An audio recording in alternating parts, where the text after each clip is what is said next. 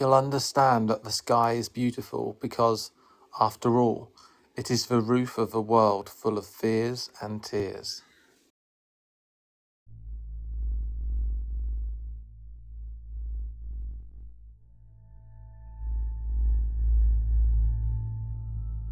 When I was a gaming journalist about 15 years ago, I clearly remember people not liking Metroid Other M very much.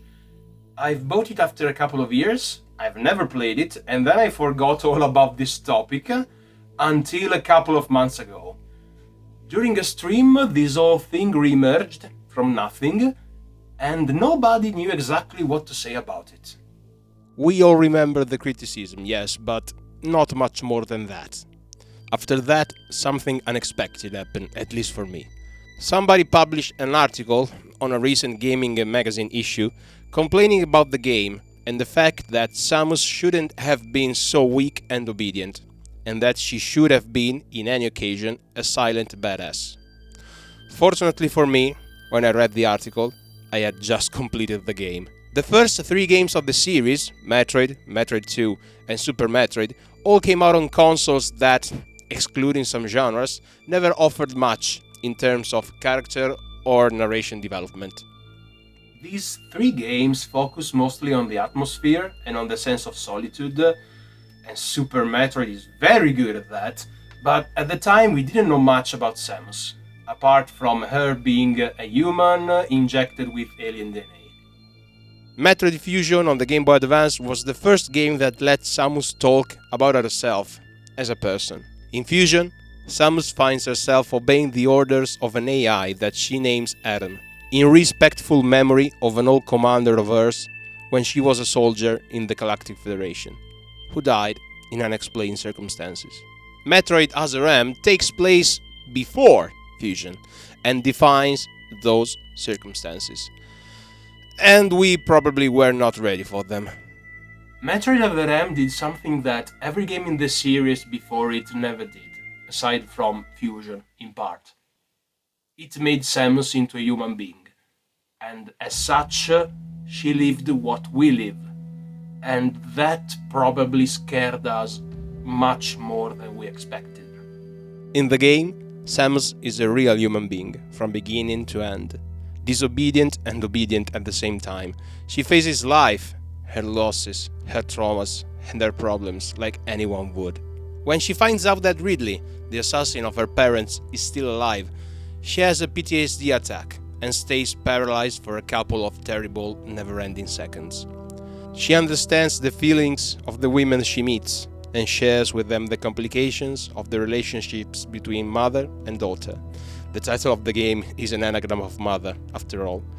And more than anything else, we discover what she really thinks about Adam. A person she initially hates because of some difficult decisions that he had to make.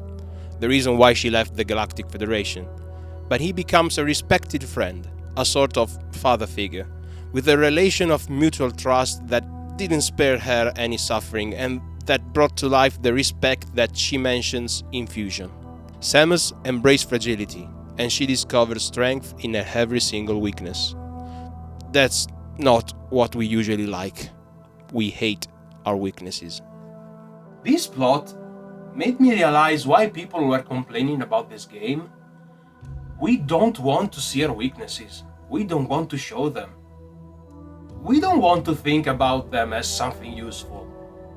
And I understand that. It's not natural, it's something that I had to learn too.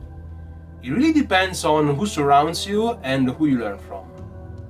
In my case, I think I've been lucky because my students and many people I know understand all of this most of the time. While teaching literature at school, I have the chance to talk to my students about Giacomo Leopardi, a well-known Italian poet. He had heavy health issues from a young age, and he is always painted as a sad pessimist. Reading his poems, though, he always shows a strong will to live, and always discovers something new about himself and the world. In one of his compositions, in which he targets all those who thought he was sad because of his health problems, he says, "Who wants or must live in a country, better consider it one of the best on the earth, and they sure do." Humans, universally having the desire to live, better believe that life is beautiful and exquisite, and they do, and they get angry with people that disagree. In the end, the human race always believes not the truth, not what things are, but what they think fits better in their idea. Another author, Alessandro D'Avenia, a big admirer of Leopardi, sees in him a celebration of weakness as an instrument for a better life, saying that when people do not embrace it, even great innovation loses its meaning. The powerful feelings of change sometimes become surrender, sometimes foolish cockiness. These are the two results of a dismissed fragility when weakness is not accepted as a trampoline. My students and other people I've met in my life have learned this thing, and luckily they make me notice it every time. And I'm envious, very envious, because in the things that happen to me, I'm not always able to find this strength in weakness, this will to use my fragility and mistakes as a trampoline. Many of us are not able to do that. And for me, the saddest part is that after 15 years, people think about Metroid Other M the same way. It's a pity, really. I don't know what we can expect from ourselves, but I'm sure that playing this game again can give us the example we have missed at the time. An example we didn't accept. Thinking about it, Samus still has that respect for Adam, and is still eager to listen to him. That's what saved her in the worst moment of Metroid Dread. That weakness saved her life. First time, we didn't get it. But there is always time to learn. This was Suntaxis. Thanks for your time. Oh, you will cry, absolutely. But after a while, life will feel easier. And fragile like this, you'll live again.